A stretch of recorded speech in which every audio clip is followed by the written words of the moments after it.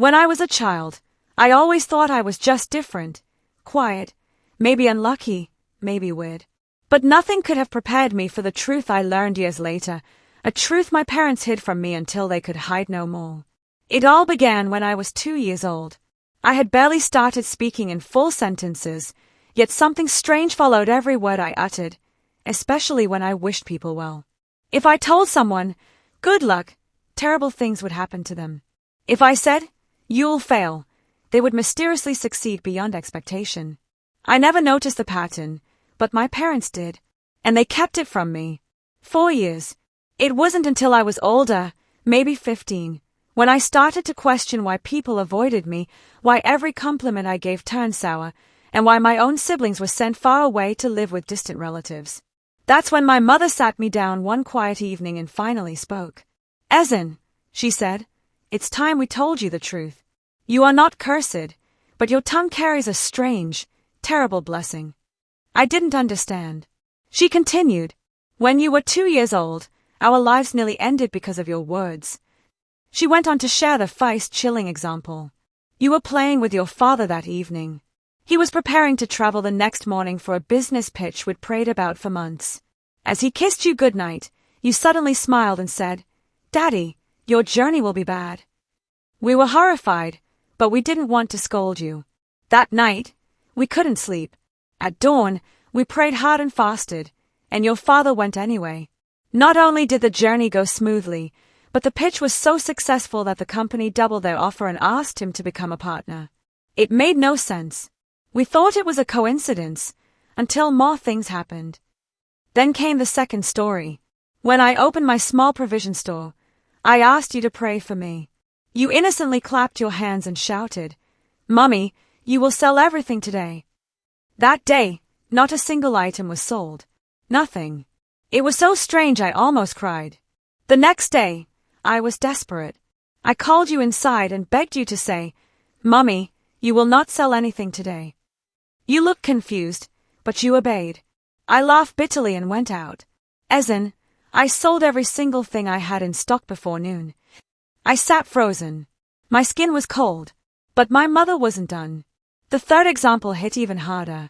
Your father had an important contract negotiation once. He took you aside and asked you to say the opposite of what he wanted. When you refused, he beat you until you were angry, and you shouted, 'You will fail.' That day, he came back with a tenfold deal. We couldn't believe it. That was when we knew your words reversed reality." She paused, holding my hand tightly, then whispered, "We trained you to curse instead of bless." I blinked at her. "You see," she added, "we didn't do it to hurt you. We did it to protect you, and to protect others. And yes, I won't lie, we also did it for our gain." She confessed they turned me into a tool of survival. A daughter with a golden tongue of reverse prophecy. The tongue of a tragic miracle. They even had a method. Anytime they had something important coming up, they would isolate me, emotionally provoke me, or beat me into anger until I said something negative, knowing the opposite would happen. "I'm ashamed," my mother sobbed. "But we were desperate. And we loved you. We just didn't know what else to do." I said nothing. From that day on, I made a vow to speak only when absolutely necessary. And slowly, people began calling me Ezinne the quiet girl. Others were crueler, Ezinne the dumb, Ezinne the cursed. None of their names moved me. I knew the power I carried. I wasn't mute, I was choosing silence. But the world doesn't stay quiet forever. One day, my mother continued her confession. "Your silence," my mother said, "became your salvation, and theirs." That night, I cried myself to sleep. I felt like a weapon in the hands of those I loved. Used and yet feared. Silent, yet dangerous, our neighbors began to notice. Our secret was no longer just ours. One day at school, your house was losing badly during the inter-house sports competition. The game master scolded you for being slow. You were embarrassed, and in front of everyone, you snapped, "Our house will win everything." We knew what would happen. That year, the house came last. Not one medal. The house, named after the school's biggest benefactor, became a laughingstock. Donations stopped. Teachers resigned. No one understood how it happened, except us. And all I kept thinking was, what kind of life is this? As Ezinne's mother continued her story, she revealed how the neighborhood had discovered her daughter's unique power. Soon, everyone in the community wanted a piece of that magic. Every morning, people would line up at her door, eager for a consultation. They would kneel before Ezinne, asking her to wish them bad luck, fully aware that it would bring them success. This ritual became a weekend tradition, with neighbors gathering in groups, bringing gifts and sharing their success stories. At first, Ezinne was oblivious to the impact of her words, but as the testimonies and the gifts poured in, she began to realize the extent of her power. Her parents, though conflicted, decided to embrace this newfound source of income. They knew it was morally ambiguous, but they felt powerless to stop it. And so, their lives changed in ways they never expected. All her life, Ezinne had wondered why people tensed up when she opened her mouth to say something kind.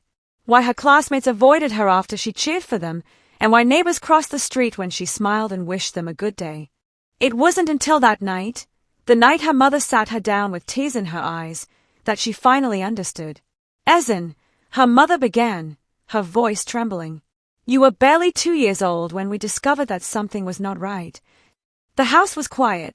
Her father stood by the window, arms folded, watching the moonlight spread across the compound.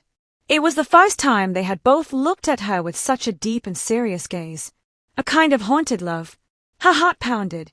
Her mother reached out and took her hand. You were born with a gift, but it was twisted. Whenever you blessed someone, misfortune followed. And whenever you said something awful, the person experienced the opposite: joy, breakthrough, peace. Ezinne's lips parted, stunned. Her mother continued. She paused, then added, We thought it was a coincidence. But it happened again, her father said, his voice low. At age 4, Ezinne, you clapped your hands with joy when your cousin Ada came to show off her engagement ring. You will be the happiest bride ever, you squealed. 2 weeks later, Ada was jilted on her wedding day. The groom ran off with her best friend. In primary 2, your teacher asked you who should be made the new class monitor. You smiled and pointed at a boy named Chica. He's so nice. He should win. That very week, Chica was accused of stealing and suspended unjustly. The real thief confessed months later, but the damage to Chica's reputation never healed. Once, during a church service, a guest pastor smiled and said, Little girl, pray for my ministry to grow. You hesitated, then shyly whispered, May God give you a big church and many members. Within a month, the pastor was scandalized, accused of false prophecy, and excommunicated. His church closed. No one asked Ezinne to pray again. A shopkeeper who always gave you free sweets asked you to wish her new business well. You happily said, Auntie, you'll sell everything in a day. That very night, her shop caught fire. Nothing was salvaged. You cried for days, but the woman never spoke to us again. When you were 10, the state governor came to your school. Teachers lined up to impress him. When you saw the beautifully decorated hall and excited crowd, you whispered, He will enjoy this visit. The governor's car broke down 5 minutes away. His convoy turned back. He never showed up, and the principal nearly lost his job. That night, as her mother poured out these stories, Ezinne could no longer deny what she had tried to ignore. Tears ran down her cheeks. So, it's true, my blessings are curses. Her mother nodded slowly. But it's not your fault. You didn't ask for this. Her father finally spoke. We tried everything. Prayers, fasts, prophets. No one could explain it. Some said it was a generational curse. Others said it was a divine balance. Whatever it is, we knew we had to protect you, and others. That was when her mother revealed the biggest secret yet. We trained you, Ezinne, she said. We beat and scolded you not because we hated you, but because we needed to survive. She looked confused. Any time I bought new wares for my shop, her mother explained, I would drag you inside, beg you to say something bad, like, Mummy, today you won't sell anything. You'd cry. You hated it. But once you said it, I'd run to the shop knowing I'd sell out. Her father added, When I got a contract offer, I'd provoke you until you said something terrible, just so I could be sure things would go well. And you know what? They always did. Ezinne was shaking. You used me. We had no choice, her mother whispered, eyes filled with guilt. We had to protect our dream, even if it meant hurting yours. And we always apologized, didn't we? Yes, Ezinne said bitterly. After you got rich. They said nothing. We even stopped letting your younger siblings live with us, her mother added quietly. We couldn't risk you feeling too happy and saying something nice to them. It was too dangerous. Her heart cracked. That night, Ezinne lay in bed, wide-eyed, staring into the darkness. From that moment, she made a vow to guard her tongue like a sacred weapon. She would only speak when absolutely necessary. And when she did, it would be deliberate. No casual compliments. No playful blessings. No spontaneous joy. The next day, she stopped talking altogether, only nodding or shaking her head when spoken to. The entire community noticed. Friends nicknamed her Ezinne the Quiet. Others mockingly called her Ezinne the Dumb. But she didn't care. She knew what they didn't. Her silence was mercy. She had destroyed too many lives already. She wasn't about to add more blood to her words. And so, with quiet dignity, she walked the earth like a ticking time bomb, smiling gently, eyes lowered, lips sealed. But deep inside her, something else was growing. A question. A longing. A dangerous curiosity. If her words were so powerful, could they ever be reversed? Could her curses be turned back into blessings? Could she be healed of this dark gift?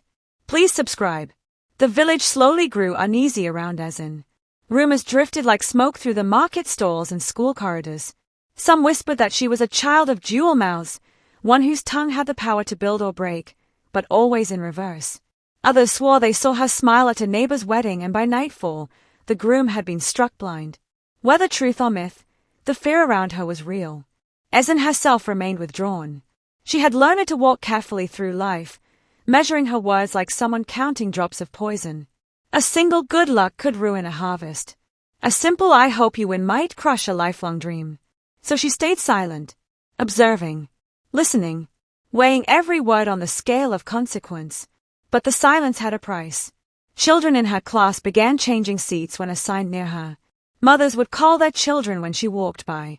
She once entered a church youth group meeting, just to listen, and overheard a parent mutter, "Even the devil can quote scripture." The only people who still dealt with her normally were her parents, and even they, Ezinne now saw, did so out of necessity more than affection.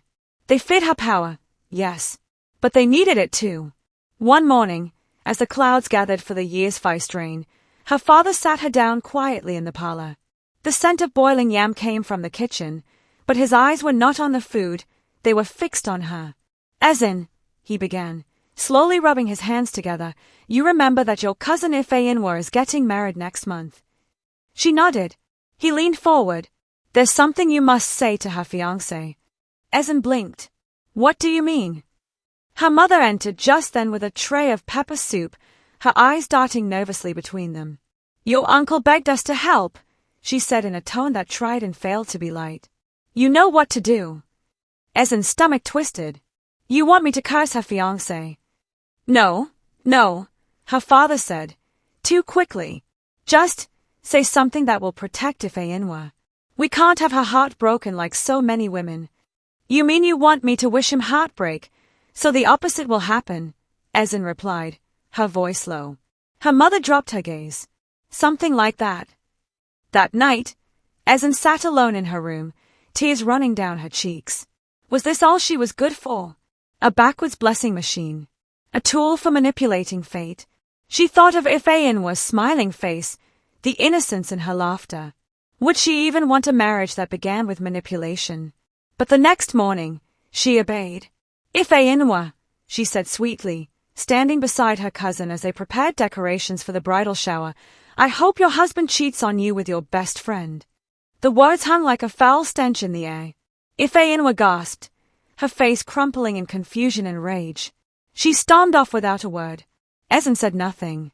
2 weeks later, after the wedding, it was said that the groom cried tears of joy every night, worshipped the ground his bride walked on, and even left his high-paying job in Lagos to live near her village and start a business, just to be close to her family. Another backwards miracle. But the growing list of opposite blessings was weighing down Ezinne's soul. She had to ask, Was it ever possible for her to say something good and mean it, and have it turn out good too? That question burned inside her every day until something unexpected happened. It was a Tuesday evening. Rain pounded the tin roof like war drums. Ezinne was in the kitchen when she heard a knock, loud, panicked. She opened the door to find their neighbor, Mama Onyeka, clutching her chest, breathless. "Ezinne, please, my son." He fell from the mango tree. He's not breathing. Her mother rushed forward, but Mama Onyeka caught Ezinne's hand instead. "Say something. Anything. Curse him, please. Make it quick." Ezinne froze. This was not business. This was not marriage. This was life, a life hanging in the balance. "Please," the woman begged. "Do it, before it's too late." Her heart racing, Ezinne whispered, "Let him never rise again," and then turned away, unable to bear the guilt that crushed her chest. That night, the boy not only woke up, he spoke, ate, and walked unaided. By morning, he was playing football like nothing had happened. The whole village rejoiced. But Ezinne locked herself in her room, sobbing into her pillow.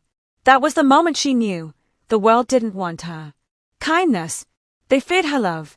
They only trusted her curses. And that truth broke her. She began writing notes instead of speaking, fearful even to say hello. She refused meals when her parents demanded she reverse bless new ventures. She withdrew from school. Her spirit dimmed like a candle in the wind. And Ezinne was about to learn that there was more to her curse and her gift than anyone had told her. Her mother reached out and took her hand. "You were born with a gift, but it was twisted. Whenever you blessed someone, misfortune followed. And whenever you said something awful, the person experienced the opposite: joy, breakthrough, peace." Ezinne's lips parted, stunned. Her mother continued. "It started small."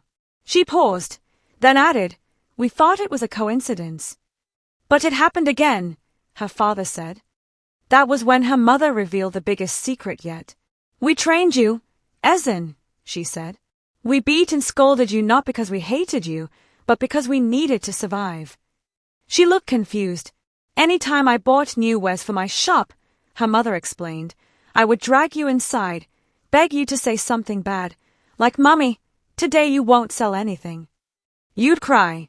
You hated it. But once you said it, I'd run to the shop knowing I'd sell out." Her father added, "When I got a contract offer, I'd provoke you until you said something terrible, just so I could be sure things would go well. And you know what? They always did." Ezinne was shaking. "You used me." "We had no choice," her mother whispered, eyes filled with guilt.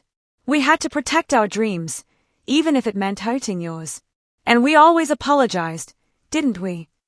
"Yes," Ezinne said bitterly. "After you get rich." They said nothing. "We even stopped letting your younger siblings live with us," her mother added quietly. "We couldn't risk you feeling too happy and saying something nice to them. It was too dangerous." Her heart cracked. That night, Ezinne lay in bed, wide-eyed, staring into the darkness. From that moment, she made a vow to guard her tongue like a sacred weapon. She would only speak when absolutely necessary. And when she did, it would be deliberate.